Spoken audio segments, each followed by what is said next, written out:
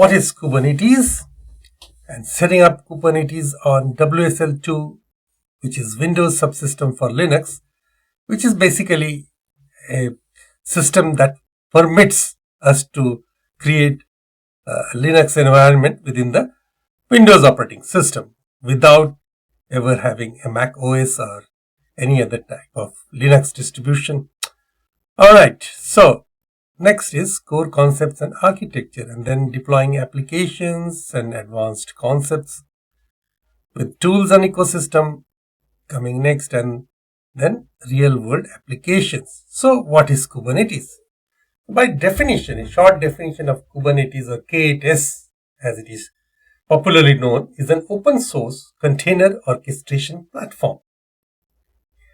The history is that it was developed by Google and donated to CNCF, which is Cloud Native Computing Foundation.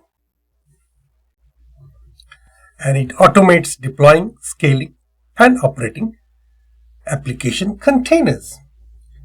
Now, today we will explore Kubernetes from the basics to advanced concepts. Let's start with what Kubernetes is.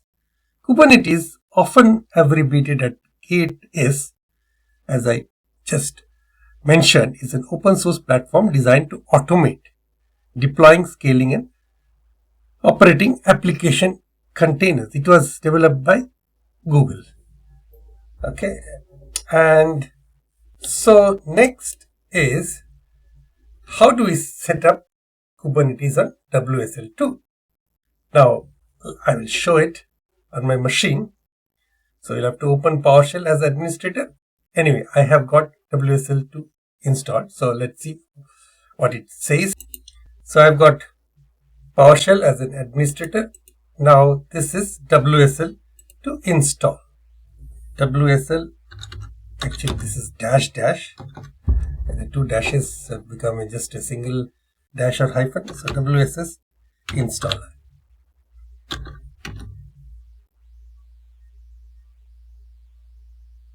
So Ubuntu is already installed, launching Ubuntu. So WSL, it's already coming to the WSL mode. Alright. Next is restart your machine to complete the WSL installation. That is for the first time, because now WSL doesn't need to be installed. It's already installed. I don't need to restart my machine. And supposing you are running a old Docker desktop version, then you have to open the Microsoft Store and install your preferred Linux distribution, for example, Ubuntu or any other Linux version. Now, this step is not necessary, which I found because I updated my Docker desktop for Windows from this website, official Docker website, and I found that it is already integrated WSL2 within the Docker engine. All right. So what we are going to do, we have got two installation tools, Minikube and Kubectl. And for configuration, we will initialize a cluster with basic commands and installations tools being Minikube and Kubectl. So what is Minikube and Kubectl? So Minikube, let's see what is a Minikube. Minikube is used to run a local Kubernetes cluster. It's primarily intended for development and testing purposes, allowing you to deploy and manage Kubernetes application on your local machine. The key features being, it creates a single node Kubernetes cluster on your local machine, and it supports various virtual machine drivers, works with different virtualization technologies like VirtualBox, Docker, Hyper-V, and it is ideal for experimenting with Kubernetes and testing deployments without needing a remote cluster. Whereas Kubectl is the command line tool used to interact with Kubernetes clusters. It allows you to deploy and manage applications, inspect and manage cluster resources, and view logs. And its key features being in cluster management, it manages Kubernetes resources, for example, pods, services, and deployments, and it also helps in namespace and context management, and it helps in deploying applications and manage scaling. So we'll see both of them in action in detail. In this lecture, we will start by installing the Minikube. So the installation command is, this is the command. We will have to copy and paste it on the Ubuntu, this Linux distribution PowerShell, and these two commands have to go side by side. Sudo install Minikube, Linux AMD 64 /user/local /bin/minikube. So after that, we will install the kubectl, but first of all, let's install the Minikube. So I pasted this on this Linux command window, and this command will, let's see what it does. It loads the latest Minikube binary. Okay, now we'll install the Minikube by this command that is on my paste on my clipboard. So sudo install. So it has already installed it. Okay, now how do we verify the installation? First of all, we'll start the Minikube with the Docker driver. So that is this is the command, Minikube start ---- driver equals Docker. So remember, I have Docker desktop running in the background. So this looks like this. So this is my Docker desktop which is running in the background. Just I have minimized this. So Minikube start -- driver equals Docker. So drive unsupported, drive is not supported. Okay, so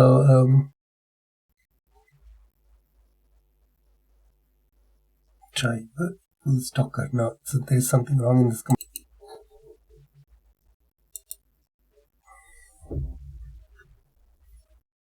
So the problem in the last command was that there was no space required between the driver equal to Docker. So driver equals Docker.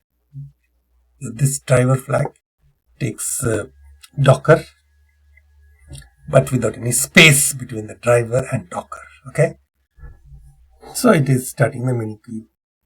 Alright, so now we can verify the installation with Minikube status command.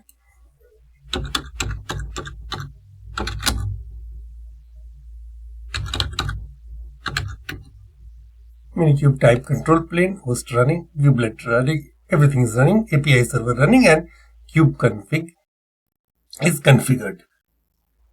Let's see, that is great. And there's another one, kubectl cluster info. Although the kubectl is not installed, but let's see what happens if we give this command kubectl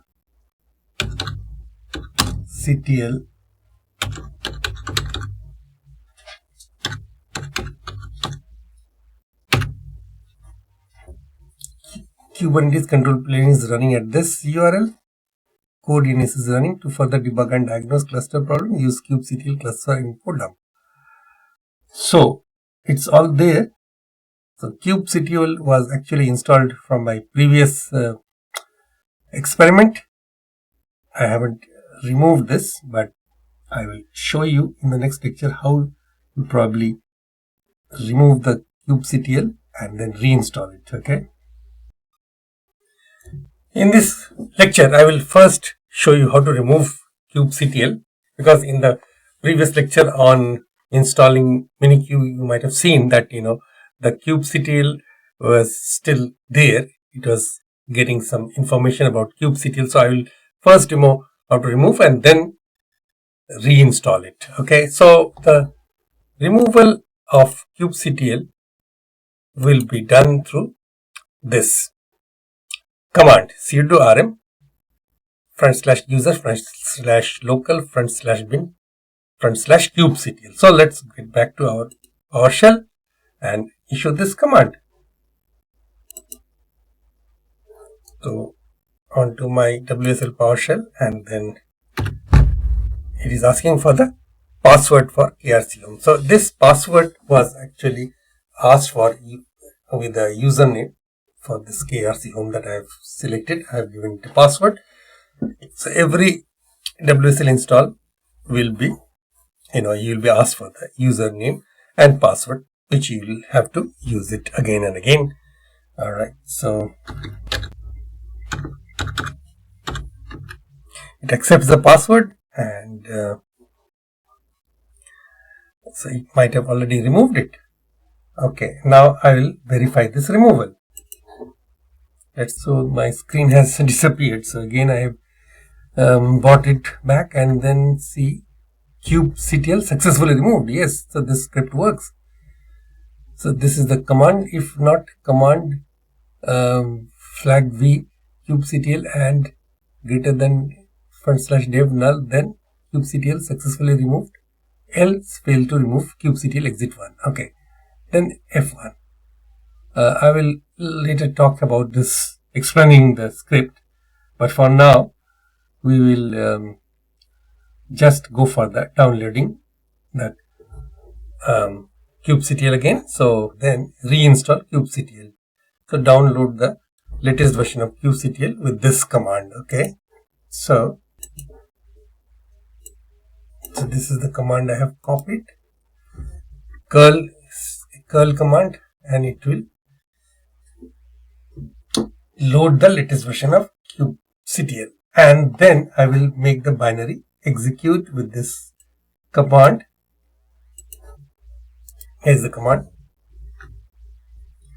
So it has made the binary executable, and then I will move the binary to my path. So moving the binary to my path will be like this. It is asking for the password. Password is silent. If password is accepted, and then how to verify the installation. It's very similar to how I verified the uninstall or removal. Okay, so I've got another script. If kubectl version dash client and greater than dev null, then echo kubectl successfully installed, or otherwise failed to install kubectl. Let's see, kubectl successfully installed. So kubectl is actually successfully installed. So we will now have a quick look at the script, how it worked. Now let's try to understand these two files in more details, HPA.YAML and RBAC.YAML. So the API version is quite clear. It defines the API version, typically autoscaling /v1 or autoscaling v2 beta 2 or whatever. And it specifies this configuration is of a horizontal pod autoscaler kind. Metadata contains the name and optional namespace for HPA. This is the name Nginx HPA. And scale target reference API version is again the API version of this resource, and it is of the kind deployment. Type of resource is deployment, and this is the name Nginx deployment. Min replicas, the minimum number of replicas the HPA will scale down to, and maximum replicas is the maximum number of replicas the HPA will horizontal pod autoscaler will scale up to. Target CPU utilization percentage is the target or average CPU utilization across the pods, which is 50. This is, I think, easy to understand. But for RBAC.YAML, and this is the purpose is, this is the kind is service account, whose purpose is it provides an identity for the processes that run in a pod. Okay, and API version is again the version of the API, and metadata, it provides metadata about the resources. So the name of the service account is my service account, and it is on a default namespace. The namespace where the service account is created is a default namespace. And for the role, the purpose is a role defines a set of permissions within a specific namespace. Now this YAML section is API version is again it specifies the API version, and kind, it defines that the kind of resource is role. Metadata provides metadata about the resource. Okay, and resources specify the resources the rule applies to, that is the pods.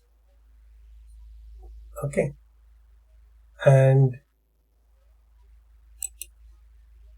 in this rule the API groups list the API groups that the rule applies to.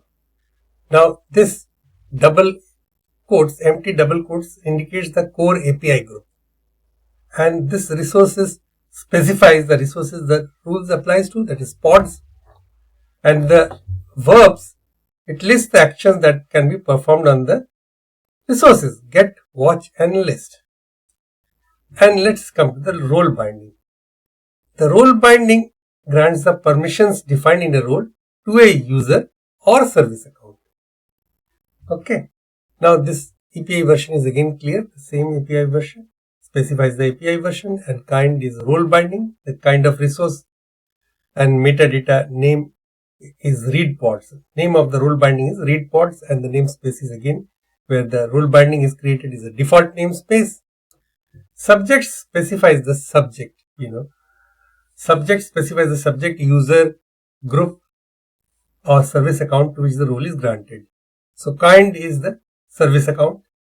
So either, as I said, user, group or service account it could be.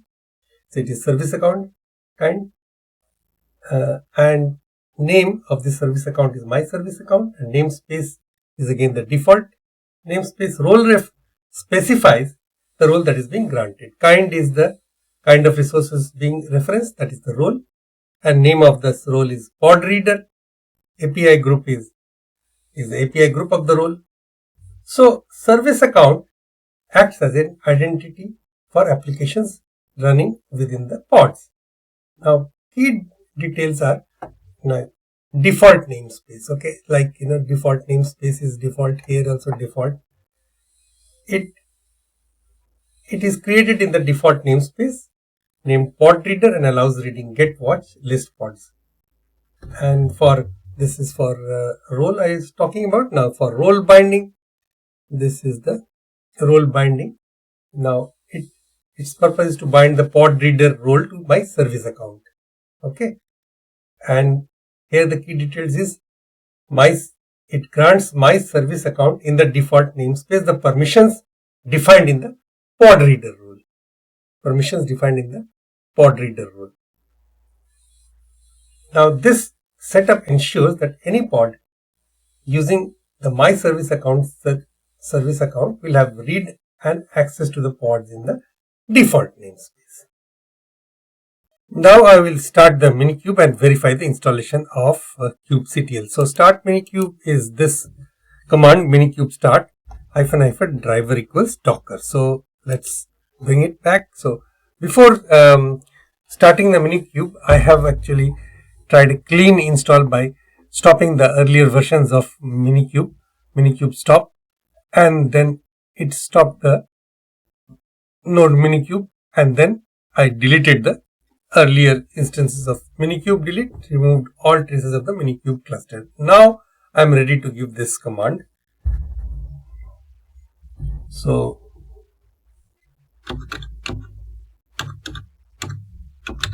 Minikube start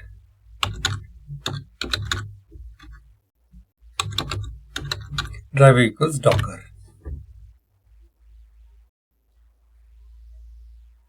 So it is doing all the steps. You can see pulling the base image, creating Docker container, it's taking a while. We'll come back after it completes.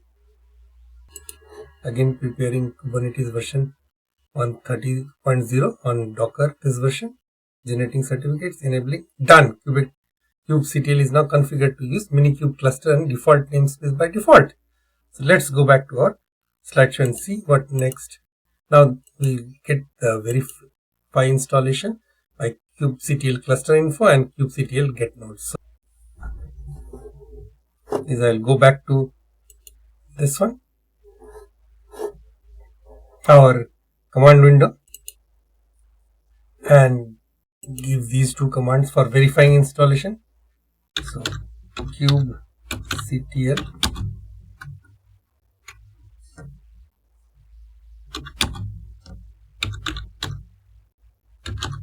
cluster info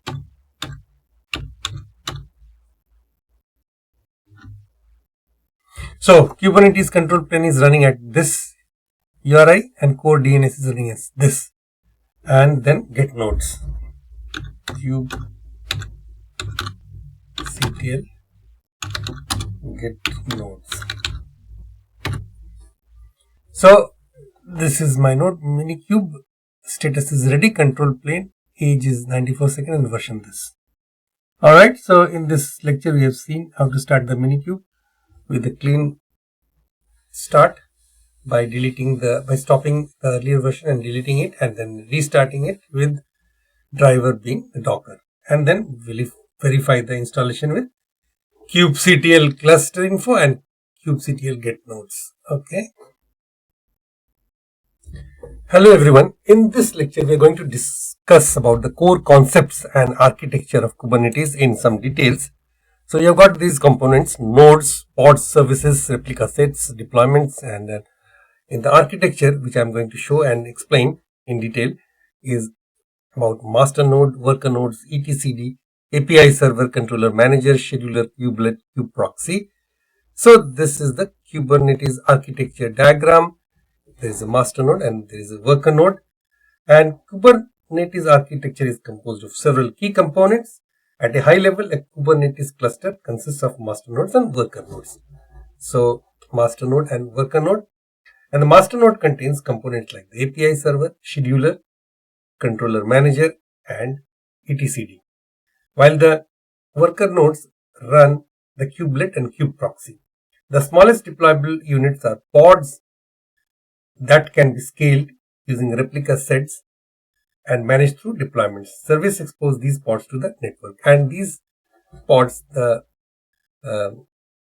in practice, the container is also an example of a pod. This one pod can contain single or more than one container, and this is the container runtime like the Docker. Now let's discuss the Kubernetes architecture in more detail.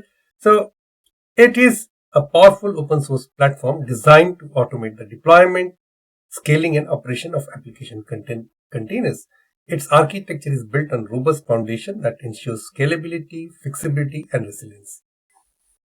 Now let's discuss the core components and the Kubernetes architecture in a bit more detail. So let's see what is a Kubernetes cluster. So this is a Kubernetes GKE container cluster, and it has got a cluster master which runs the Kubernetes processes. So Kubernetes cluster consists of a set of worker machines called nodes. Okay, these are nodes, and each of these nodes can contain one to multiple pods, and each cluster has at least one node, one worker node, and the control plane manages the worker nodes and the pods in the cluster.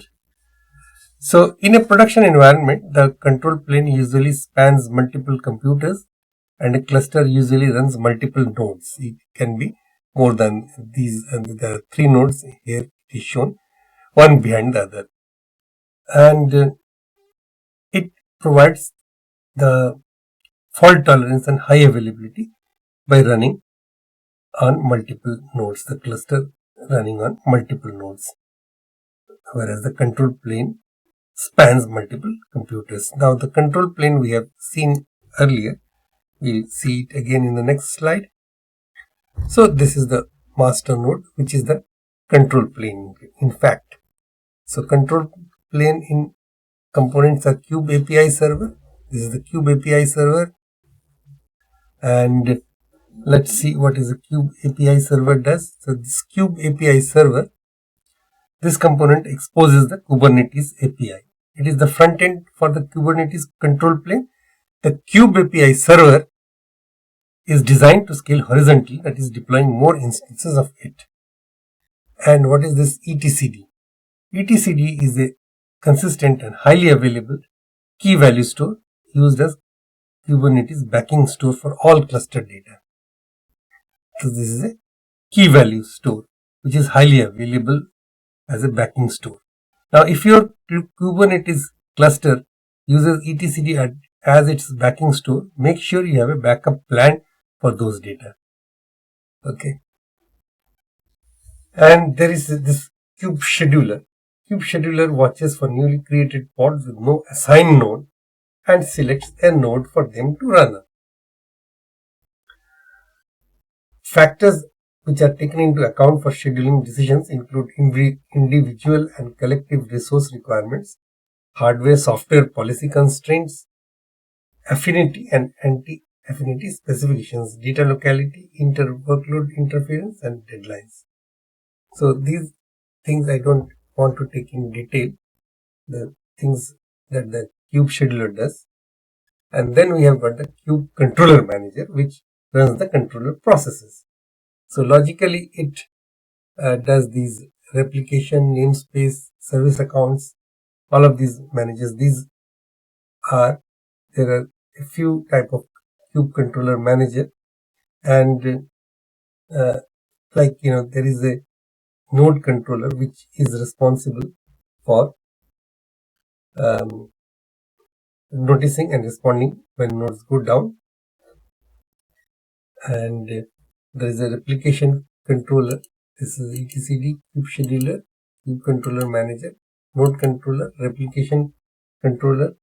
The node controller is responsible for noticing and responding when nodes go down. Replication controller is responsible for maintaining the correct number of pods for every replication controller object in the system. And there is an endpoints controller which populates the endpoints object, that is, it joins service and pods. And there is a service accounts and token controller which create default accounts and API access tokens for new namespaces.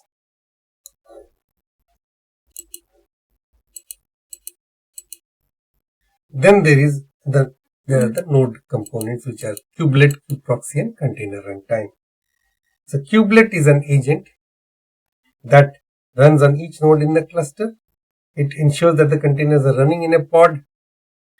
The kubelet takes a set of pod specs that are provided through various mechanisms and ensures that the containers described in those pod specs are running and healthy. And kubeproxy services, as overall it manages networking part for nodes. So it maintains network rules on node. These network rules allow network communication to your pods from network session inside or outside of your cluster. And then there is a container runtime, which is not shown here, but that is the software which is responsible for running containers. Kubernetes supports several container runtimes. For example, the Docker, which is the most common, and that's it. Hello and welcome everyone. In this lecture, I am going to talk about deploying applications on Kubernetes. So pods are the basic deployable units. Now deploying applications in Kubernetes starts with pods, which is the basic deployable units that can contain one or more containers. To ensure high availability, we use the replica sets and deployments, ensuring availability and managing updates. So, and services are exposing applications. So I will go through deploying step by step on my Visual Studio code editor. Okay, so before that, I would like to share how to create a pods YAML file and write deployment.yaml. So these are two different files, and applying the deployment and writing service YAML and applying the service. So these are the learning outcomes that we will cover in this lecture. So basically the code snippet looks like this: API version 1, kind is pod, metadata name nginx pod, specification with containers name nginx, image nginx, latest, and ports container port 80.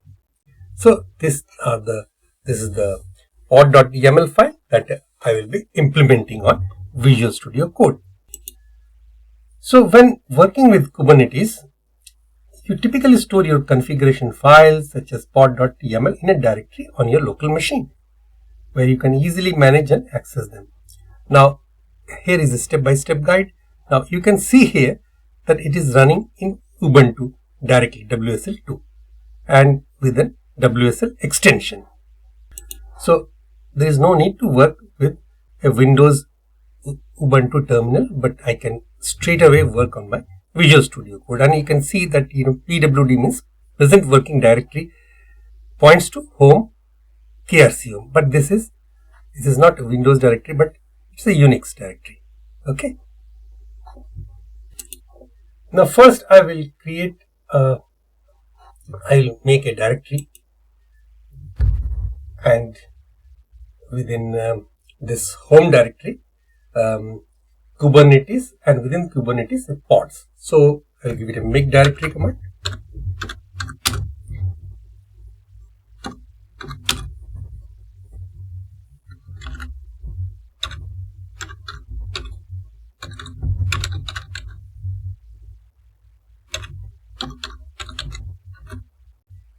Okay, so my present working directory will be still KRC home KRC home, but I have been able to create the directory structure Kubernetes and pods.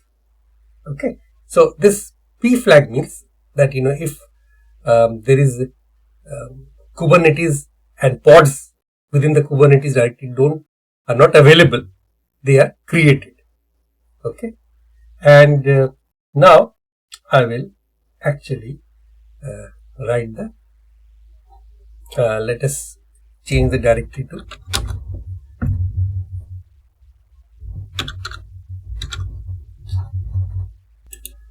so I have changed the directory so that we are in Kubernetes and pods directory, and what I can do is I can list, so there is nothing pods directory, empty, where we are going to write the pod.yaml. Okay, so once I have created this Kubernetes and pods directory within Kubernetes, you can see the Kubernetes /pods appear over here. So let me create the YAML file, pods.yaml or pod.yaml. Okay, so here create the new file.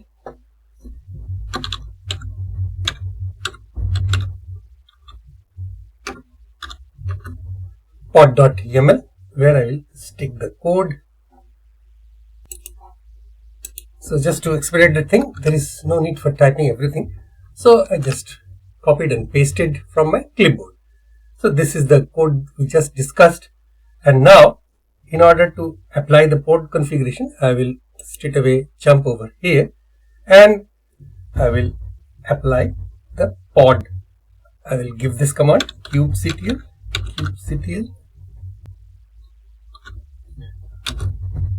and apply command that will apply the pod to this file pod.yaml. Enter. So kubectl apply, it error failed to download opening. So that is another problem. We'll just look into it. Now I restarted my Kubernetes desktop and I could successfully apply the command kubectl apply file pod.yaml. So pod nginx pod created. So the next command is kubectl get pods. Okay, so kubectl get pods. So you can see that this nginx pod that was created is running. Now we'll create a deployment file. So on this our Kubernetes /pods where we are at the moment. Okay, I will create another file and name it deployment.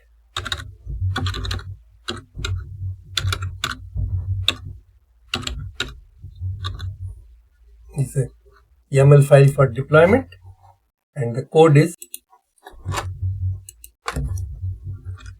send. Save the changes. Alright, so I'll apply this deployment. So similarly, the steps, the command on the Visual Studio integrated Visual Studio Code integrated terminal is practically the same. Kubectl apply to this file, F for file, and this is deployment .yaml. So deployment is created. the deployment name is Nginx deployment is created. So now I'll issue the same similar command to what we gave here, kubectl get pods. So we get kubectl get deployments.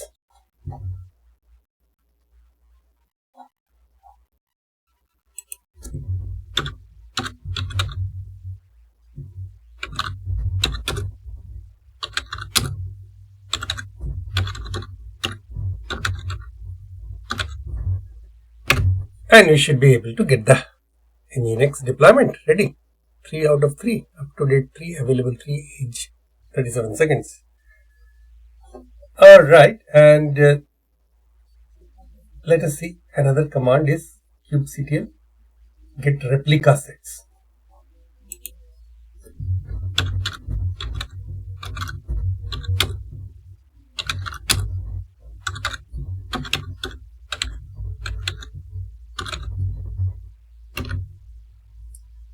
So this is the replica set. So let's get back to the slide. So I have deployed a pod and applied the pod configuration with kubectl apply f pod.yaml and verified the pod status, creating the deployment by sticking this code deployment.yaml and applied deployment configuration and verify deployment status.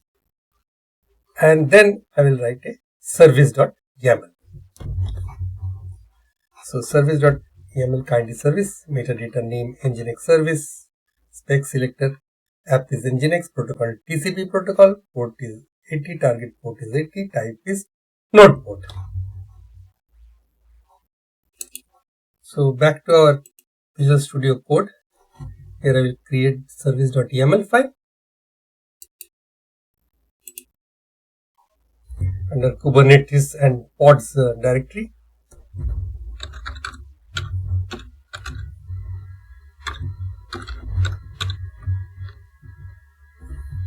And here is the code. Save this code and apply our service.yaml.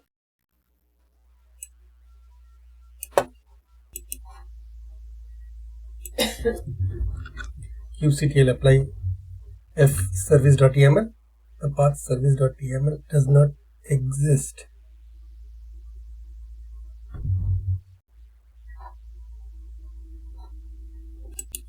So its path has moved out of the pods directory. So I have actually corrected the issue. So I will put it.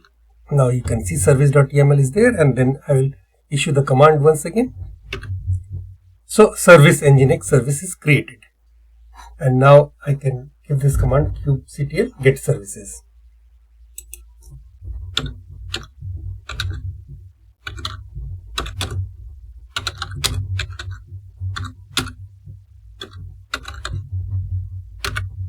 Now these are my services, Kubernetes and Nginx service.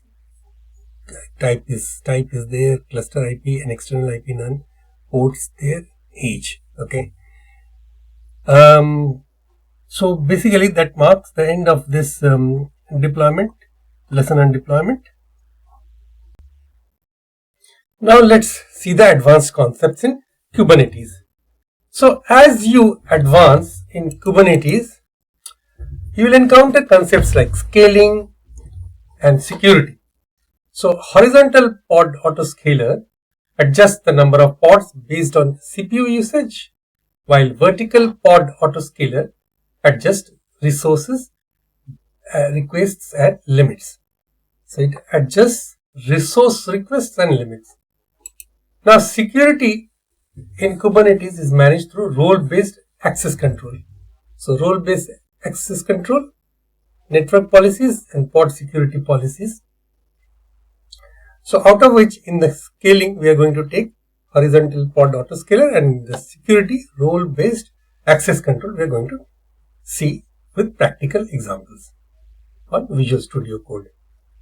And monitoring and logging are crucial for maintaining a healthy cluster with tools like Prometheus and Grafana and Fluent End for logging.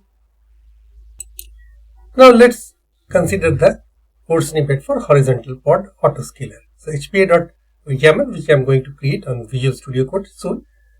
API version autoscaling version 1, kind horizontal pod autoscaler, metadata name Nginx HPA spec, skill target reference, API version apps version 1, kind deployment, name Nginx deployment, okay, and min replicas 1, max replicas 10.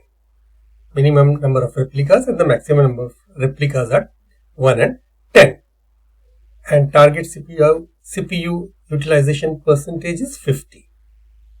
And so we'll apply the HPA configuration by kubectl apply on file with f flag hpa.yaml and then verify HPA status by kubectl get HPA.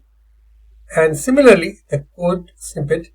So let me go through the code snippet of both of them before actually going through the Visual Studio Code and implementing these horizontal pod autoscaler and role-based access control.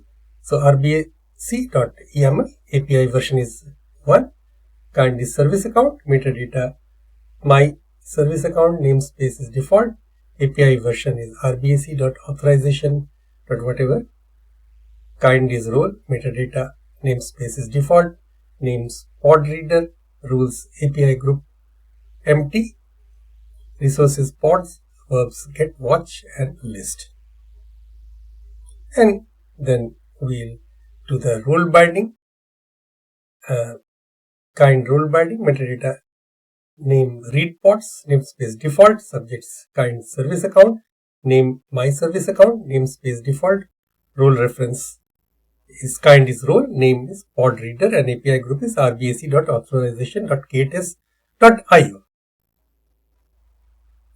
And then we can apply RBAC and verify role binding by kubectl apply command and then kubectl get roles and get role bindings.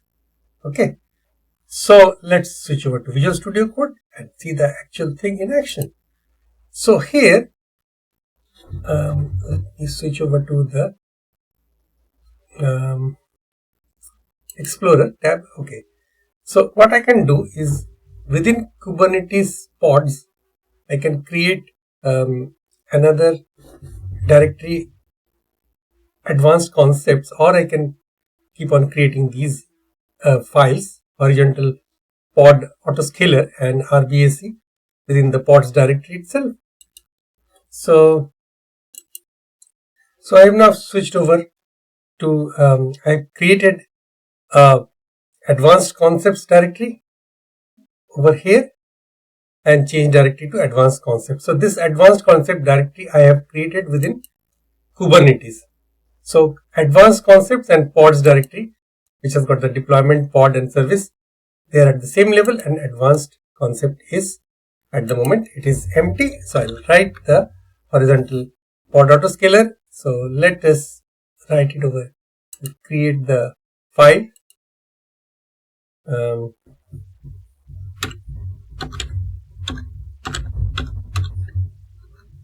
HPA.yaml,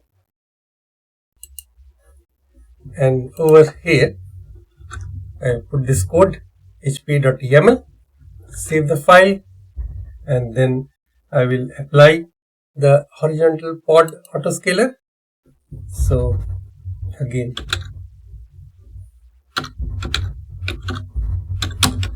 kubectl apply to this file,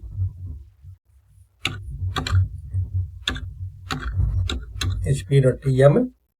So horizontal pod autoscaler .autoscaling Nginx HPA created. So with this name is written over here, Nginx HPA is created. Now I will get that HPA by verifying the I will verify the HPA status or horizontal pod autoscaler status by this command again, kubectl get HPA.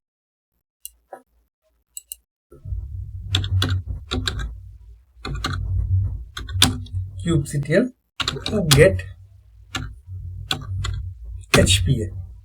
So Nginx HPA with deployment reference is this, deployment slash nginx deployment, targets unknown, 50% of CPU usage, minipods 1, max pods 10, that is min replicas 1 and max replicas 10, and age 37 seconds, and replicas 0. Min pods 1, max pods 10, maximum number of pods 10. Alright, so I've got this done, and then I will create the role-based access control within this advanced concept directory itself. So create another file, new file, RBAC for short, RBAC.yaml, RBAC.yaml, and on this RBAC role-based access control.yaml, I'll paste this code, save the file, and then I will apply the RBAC.yaml.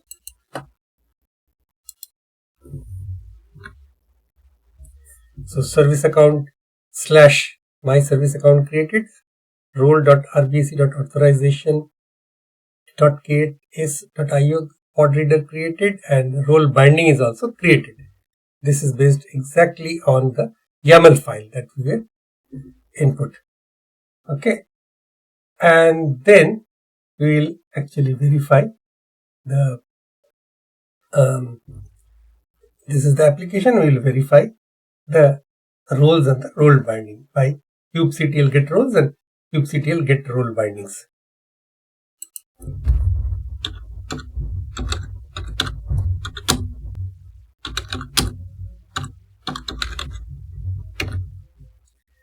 So pod reader created at this time, get roles, pod reader is the role.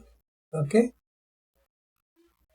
so you can see role reference kind role, name is pod reader, and get role bindings.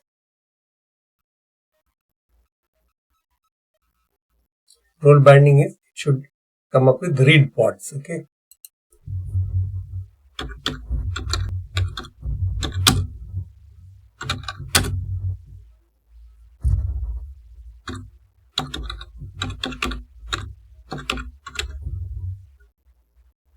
get role binding. So role is pod reader.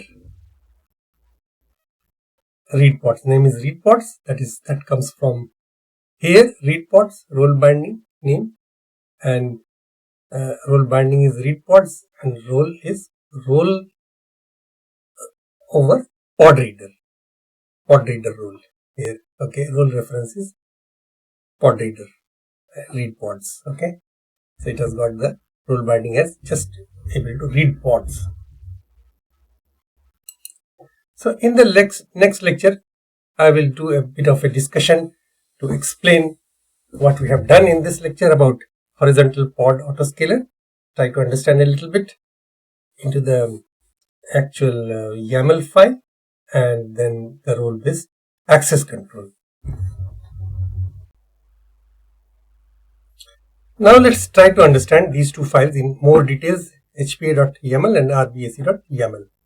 So the API version is quite clear. It defines the API version, typically autoscaling /v1 or autoscaling v2 beta 2 or whatever, and it specifies this configuration is of a horizontal pod autoscaler kind.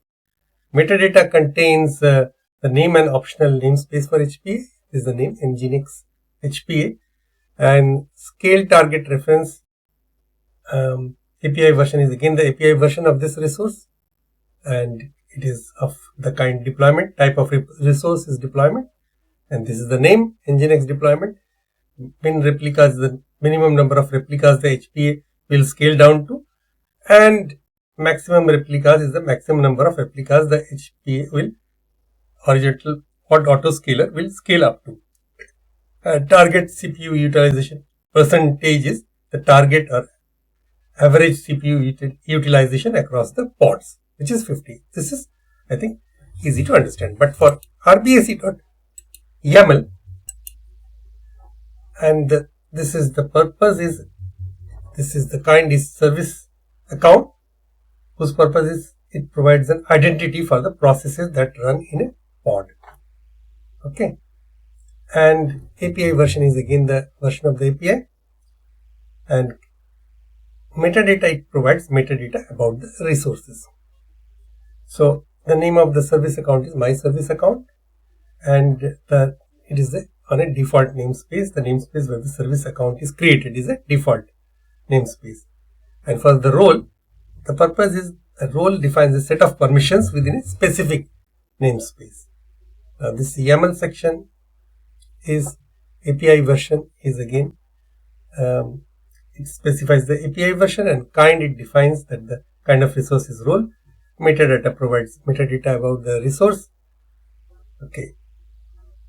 And resources specify the resources the rule applies to, that is the pods. Okay. And in this rule, the API groups list the API groups that the rule applies to. Now this double quotes, empty double quotes, indicates the core API group, and this resources specifies the resources that rules applies to, that is pods. And the verbs, it lists the actions that can be performed on the resources: get, watch, and list. And let's come to the role binding. The role binding grants the permissions defined in a role to a user or service account. Okay. Now this API version is again clear. The same API version specifies the API version, and kind is role binding, the kind of resource, and metadata name is read pods. Name of the role binding is read pods, and the namespace is again where the role binding is created is a default namespace.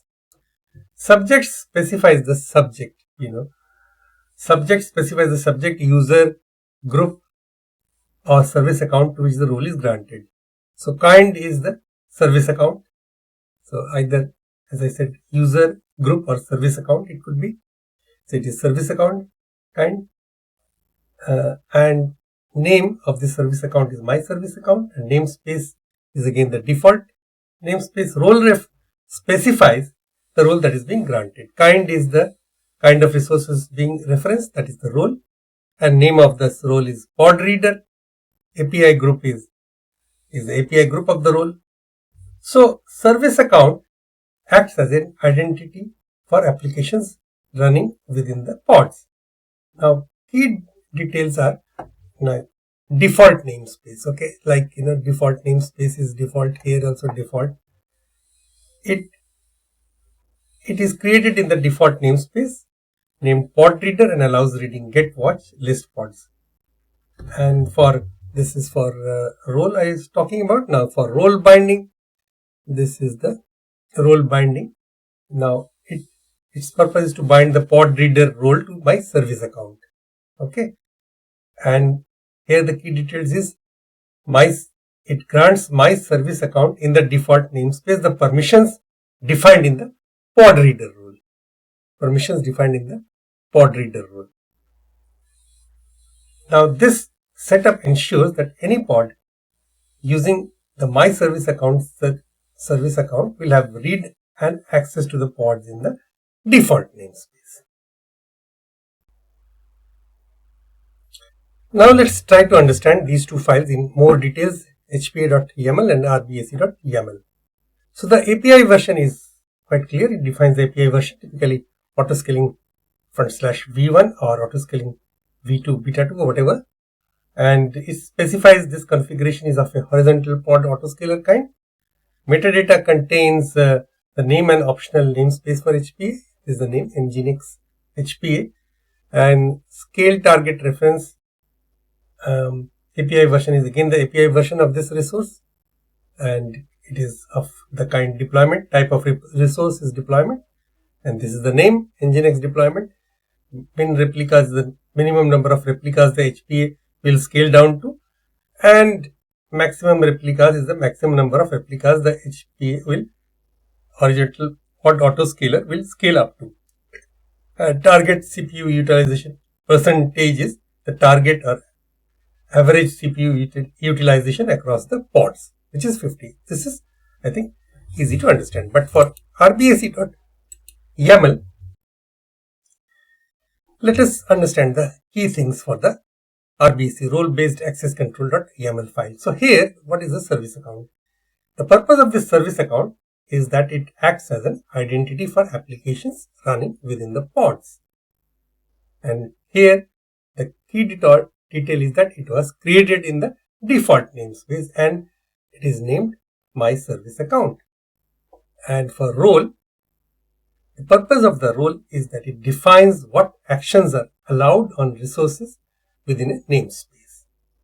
And here it was created in a default namespace named pod reader and allows get, watch and list. So allows reading, get, watch and list. And for role binding, the purpose of the role binding is that it binds the pod reader. It binds the pod reader role to the My Service Account.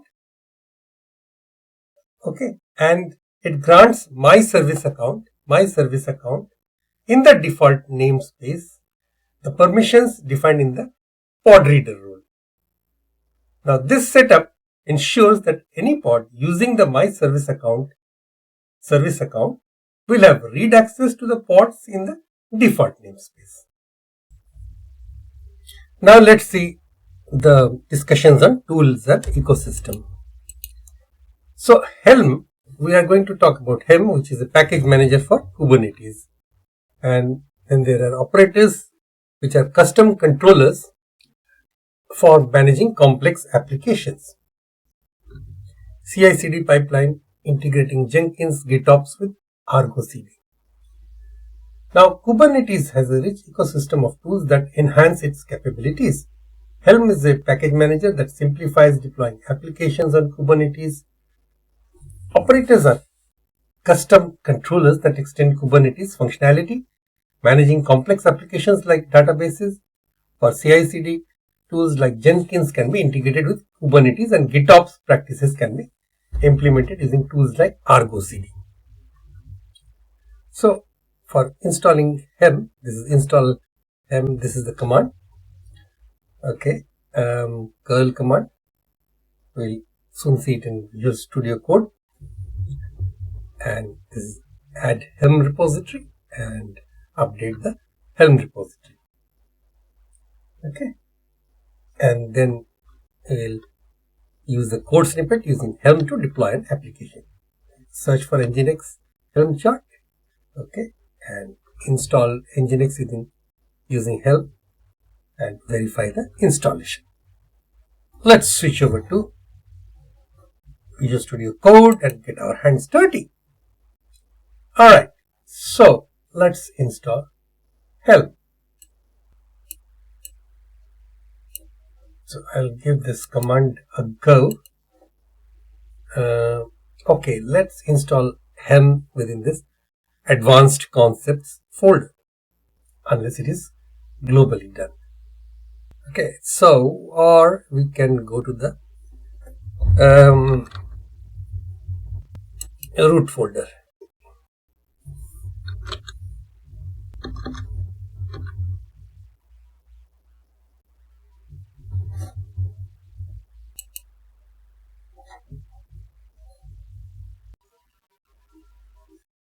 So here you can see that Helm is successfully installed after checking for my password for my Linux distribution. Helm installed into this user/local/bin/m. Okay, now we'll add the Helm repository. So now I will add the Helm repository with this command, Helm repo add stable. Stable has been added to your repositories. That's great. And then Helm repo update. Update Helm repositories.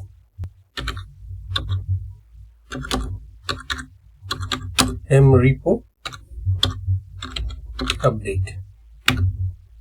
Hang tight while we grab the latest from your chart repository. Successfully got an update from the stable chart repository. Superb. Now use this Helm to deploy an application. So what we'll do, we'll search for Nginx Helm chart. So the command is Helm search repo Nginx.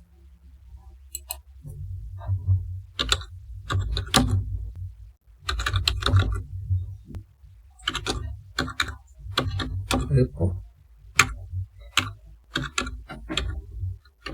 Nginx. So it has got me so many of these repositories. Some of them are deprecated. And then we'll install Nginx using Helm. So let me choose one of these which is not deprecated. The top one is Nginx Ingress is deprecated, Nginx LTPauth proxy is deprecated, Nginx Lego is not deprecated, and the final one is also deprecated. So let's install Nginx Lego, which doesn't seem to be deprecated. Alright, so hem install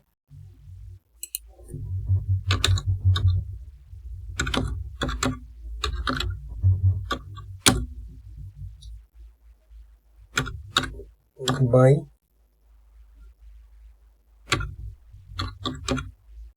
Nginx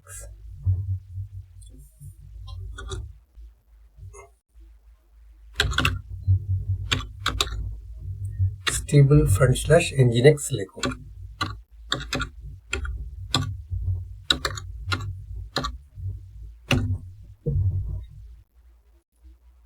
Ensure okay. Error installation failed. Unable to build Kubernetes objects from release manifest. Resource mapping not found for this. Okay. We have to troubleshoot this problem first.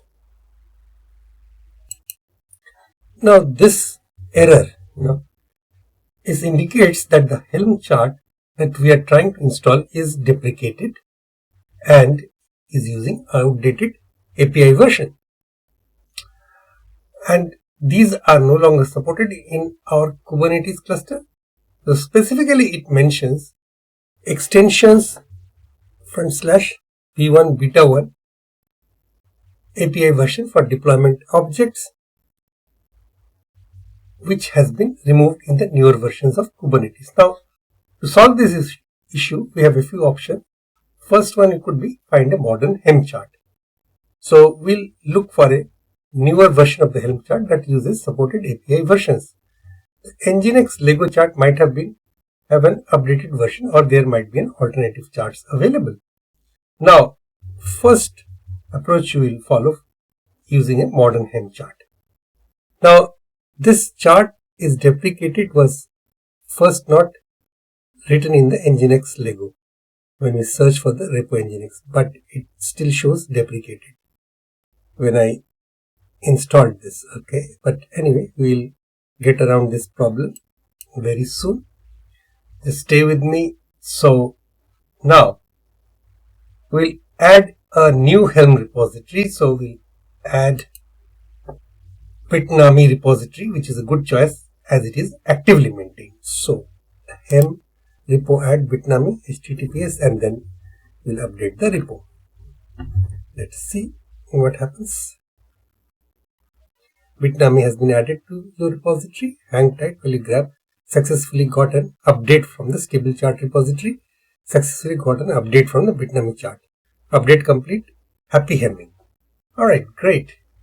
Now we'll search for an Nginx chart in the Bitnami repository. So accordingly, we'll paste this code: hem search repo Bitnami Nginx.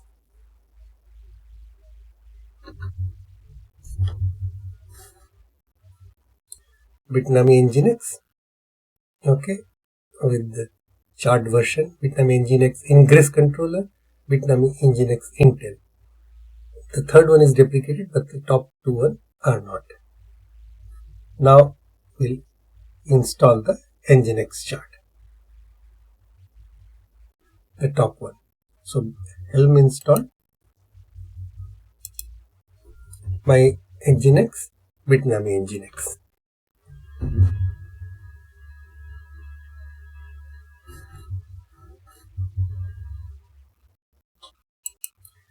So let's see.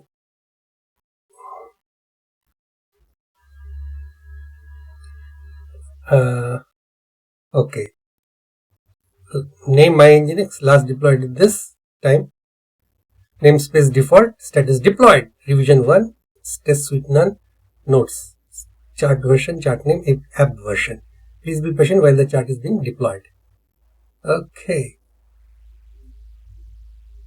Get the Nginx URL by running these commands. Okay, so it's all done. Great, success.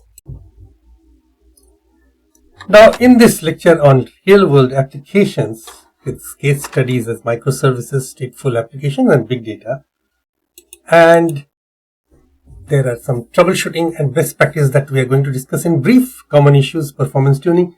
Now let's look at some real-world applications of Kubernetes. It's widely used for deploying microservices architectures, running stateful applications like databases and handling big data workloads. Troubleshooting common issues and performance tuning are essential skills for maintaining efficient and reliable Kubernetes clusters. Adhering to best practices will help you design and operate your clusters effectively.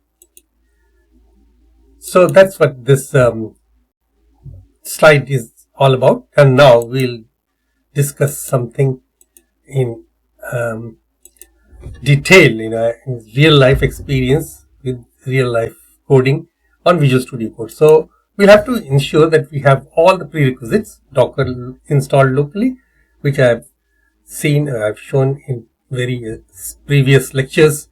It has been installed locally, but if you have doubt, you can always check quickly with the Docker version. And Kubernetes cluster configured, which is also ticked. Minikube or Docker desktop with Kubernetes enabled. Now we can quickly check over here. So this is my Docker desktop on the running, you can see. And if I see the settings and go to Kubernetes, so Kubernetes is already enabled. Okay. And just minimize this, and this will already, it was showing Docker desktop running. Okay, and then you can check the version of Docker. So with Docker and dash versions or hyphen version, you can check the Docker version is already there. Okay, with build, that means Docker is installed and Kubernetes is also enabled, that I have seen. So these two conditions are already met. Now coming back to the, now you have to open the terminal and navigate to your working directory. So I will go back, and my present working directory is front end. Okay, so and my root directory is advanced concepts, which we have already built earlier at the time of the explaining the advanced concepts lecture previously. So I will cd to this advanced concepts, where I will create the microservice application front end and back end. Okay, so cd dash dash, so I have come to temporary. Okay, that's because the front end was not there. So now I am back to advanced concepts, and here I will make the backend directory. So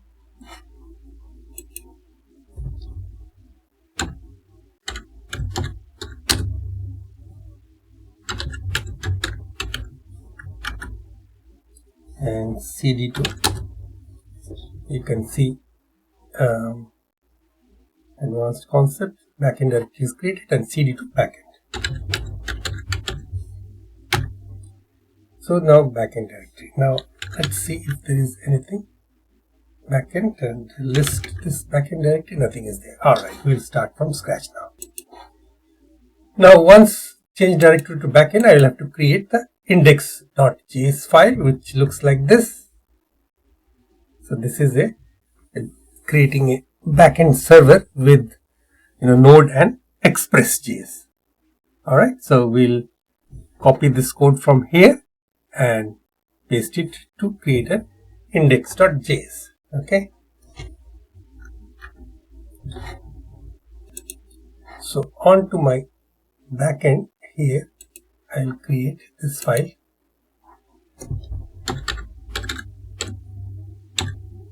index.js. Alright, and paste this code. This is a basic code that requires the Express. This bringing the Express library, and it uses the port 5000, and it sends a GET request, and the response it gets hello from backend, and the app is listening on this port 5000 with a log statement. Backend app listening at this port. HTTP : /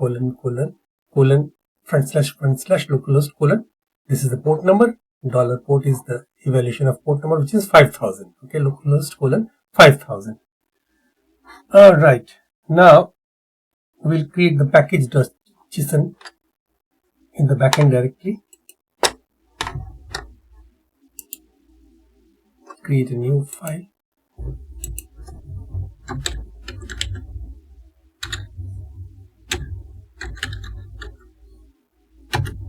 Package.json, and get this code pasted over here.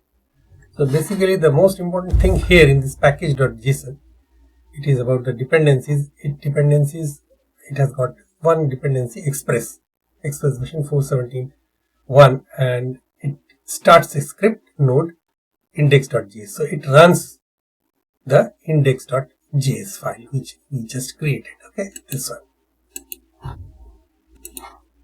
And then of course save it. So running through the slideshow so that we are in unison.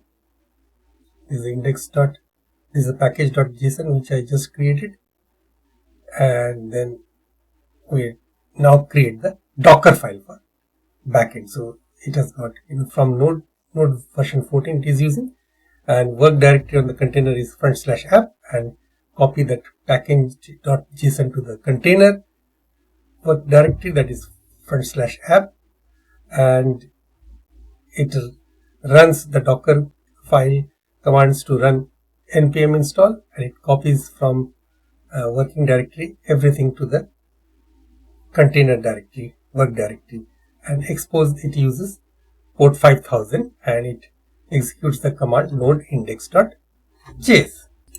And then the next thing is to Docker build it. Actually creates a local image with the tag my backend : latest, and because this command is run on the current working directory, this from the directory that is front end where we soon create the Docker file, this Docker build command is also run from the same directory. So this is just the destination which is in the current directory.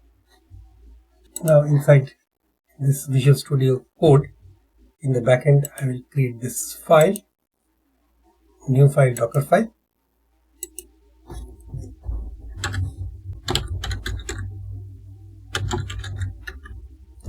And in this Docker file, in the backend directory, I will paste this code which we just discussed, save it, and we'll build that.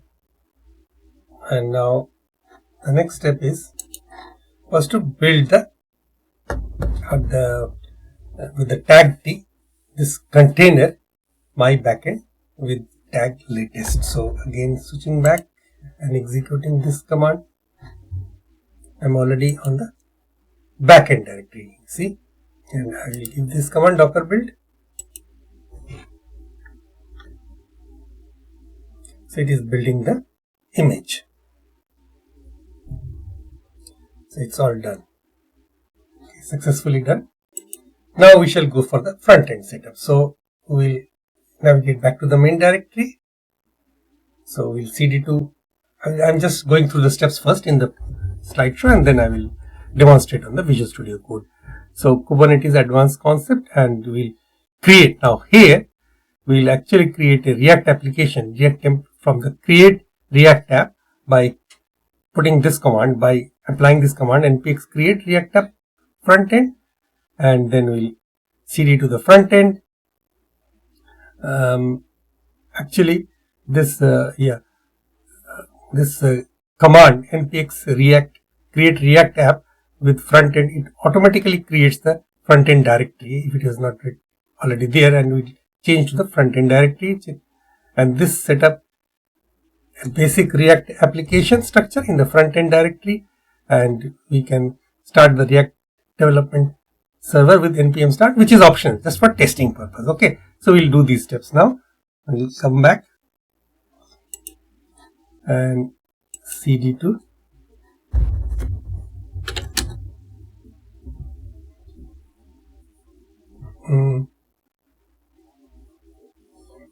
dot. So we are into advanced concepts again. That was our root drive. So again on the Visual Studio Code, I'll give, this was already done.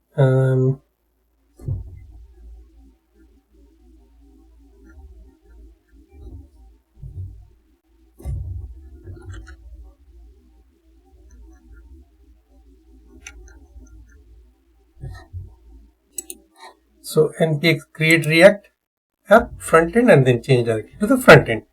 So you can see at the moment I have got only the backend directory. There is no front end directory. It will create the front end directory. First it will create the React app with the front end directory and then change directly to the front end from advanced concept. Okay, let's see.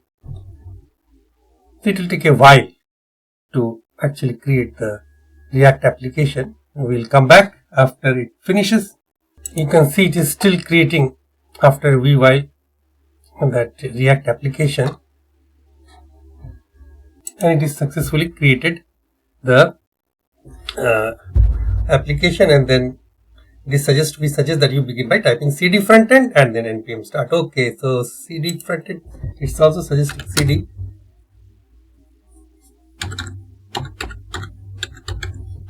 frontend. Oh, I'm sorry, I'm already on the front end because that is where cd frontend command was already given. So I'll just start the React npm start. We are already onto the front end directory npm start. Okay, so open in browser here. Now you can see the React server on localhost 3000. Okay, so React front end is already built with the React template, and I could preview in the editor also if you choose. So it is there, the friendly preview editor. You can just close this. Now close this also. Okay, so our job is working so far. All right, the next thing is, now we'll create the Docker file for front end with this command, with this set of commands from node 14. Again, working directory on the Containerize front/app, and then copy package.json to the working directory, run npm install and copy everything from the source to the destination directory, and expose the port 3000, which we have seen the React port. Already it is running on port 3000, so we expose the port 3000 on the container too, and the command will be npm start. And then we'll build the Docker container with this command, docker build tag and dash t means tag, or hyphen t is tag my frontend latest. And this will be, because this command, docker build command, will be run in the same current directory where we would like it is running from, where the Docker file is there, so it will be just a dot. The destination is in the same. We are running the Docker file from the same directory where we are running this command. So first we'll stop the application, Control C to get back to our command prompt, and then, like we made for the backend, we'll create a Docker file for the front end. So front end, I highlighted the front end folder and then click on new file and then Docker file.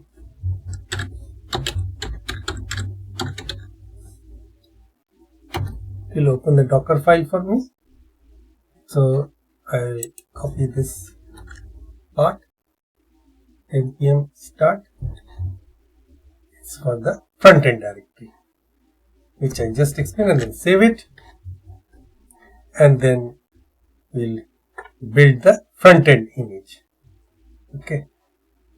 Since I am already on the front end directory, I'll issue this command docker build tag t my front end latest and see the fun.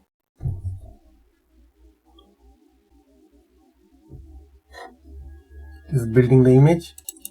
You can see it is still building the image. It takes quite a bit of time. 3 out of 5 steps have been run, and the 4th step is getting an npm install for all the package dependencies. And then the 5th step is getting executed. Copy from parent to the container, and then all done. You can see that, if I give this command, docker images command, to give list out all the docker images built locally, my front end, a few seconds back, the latest 40 seconds back, and my backend, this one, 12 minutes back. Okay. Here, one thing to note is that you can issue this command docker images to list all the docker images with the tags from whichever directory you like to. So initially I issued the command from the front end directory. Now I browsed back to the advanced concepts, which was the root directory, and issued the same command to get the same answer. My front end a minute ago, my back end a few minutes ago, 13 minutes ago. So it's all the same. So you can issue these commands from anywhere. Okay. Next is, now I have to create the Kubernetes deployment YAMLs. Okay. First, backend deployment YAML. This is the code. YAML markup, whatever. Now here, one thing too important is this single line of markup, image pull policy never. Ensure this line is added, because it can ensure that the image will never be attempted to be pulled from any remote repository, whether it is Docker Hub or any private cloud repository. So this is very important, because I found that this was ending in an error which took almost one full day to troubleshoot. Okay, so this is backend deployment.yaml, which we'll put in the backend, and then we'll put the front end deployment.yaml on the backend and front end. And here also image pull policy is never. This is very, very important. You must take care of this. Now they look very similar. So first of all, I will create these two deployment. So cd to front end.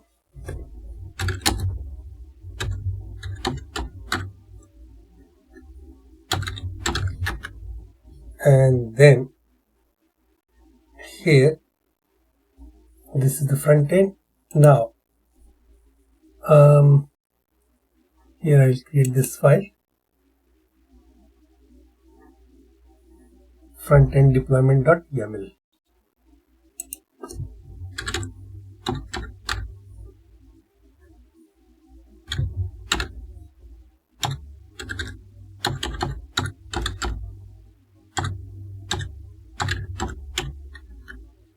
So front end deployment.yaml file is within the front end folder, and here I will paste this code. This is the front end deployment YAML. So I think most of it is self-explanatory, and we just explained it. And then we will create the backend deployment. So now if you list, you will see this front end deployment.yaml is already there. And then we'll cd to the backend. Oh, before we go to the backend, we'll create the front end service also .yaml, because this service is important in actually testing after the deployment is done. So I will create the front end service .yaml.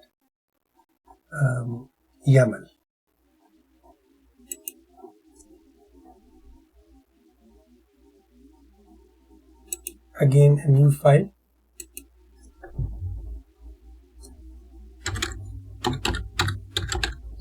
front end dash service or hyphen service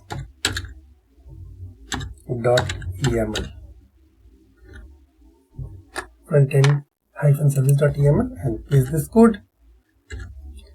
Now this is the kind here is service, as opposed to this kind here it was deployment. Metadata name is front end, it was for the deployment, and it had the image and the container port and image policy. But here the kind is service and type is node port, but there is no container. Okay, container was for the deployment, but this was service. This is just giving you the port, it is for communication. Alright, so these two are here. Now again you can list on the front end, and it will show front end service dot YAML, front end deployment dot YAML. Both are there. Now we will cd to the backend, cd advanced concepts,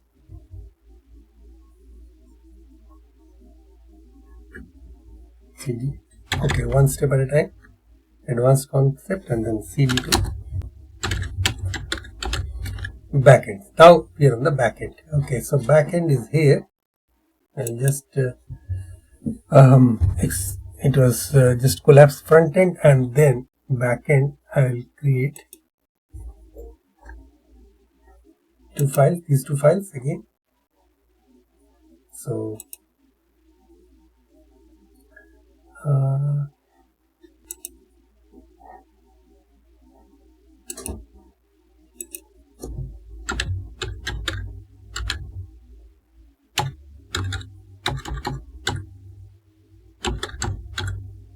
backend hyphen deployment dot YAML. This is my backend deployment dot YAML, and here I will paste this code. So image pool policy never. This is the deployment, kind is deployment, you can check here, and image pool policy never. And then I'll create another file, backend service, yes, you guessed it rightly, backend service dot YAML.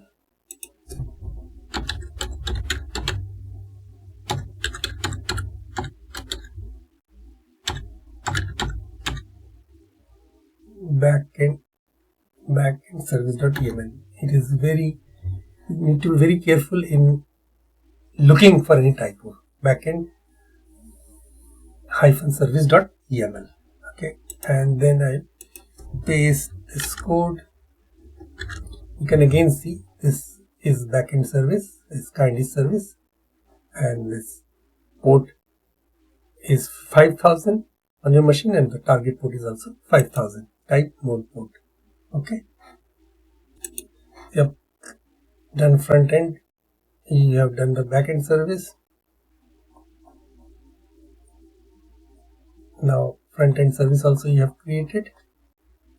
Now we'll apply for the kubectl we'll apply these commands with this file front end deployment dot YAML, then front end backend deployment dot YAML, and then front end service dot YAML and backend service dot YAML. So let's get back to Visual Studio Code. Now I am on the backend. So I will apply the backend deployment of .yaml first and backend service .yaml first.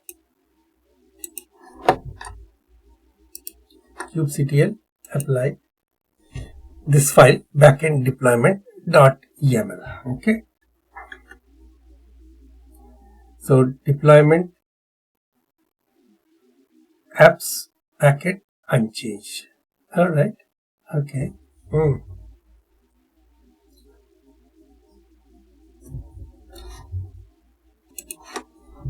So I was just listing whether both my services are there, they are available. So kubectl apply this file backend service. Okay, backend service is configured. Now for the front end, we'll go to the front end now. cd to front end. So front end. Now we'll apply the front end deployment and front end service.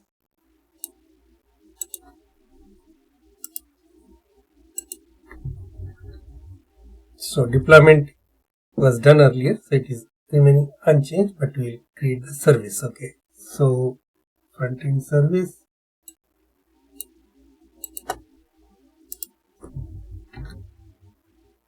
Service configured. Okay. Now let's verify the deployments. So I have got back to the advanced concepts folder again, but I could even continue from the where we left on the front end folder also. So it doesn't matter because I have to retrieve by getting the deployments, getting the pods and the services with these commands. So let's see.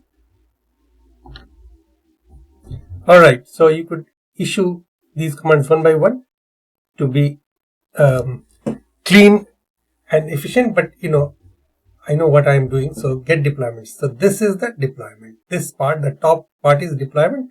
The front end, back end and front end are both ready and up to date and available. Alright. And then kubectl get pods. So this is the back end pod. Okay. The front end pod with this appending these alphanumerical, and then backend service, front end service with the node ports. Node ports are all there.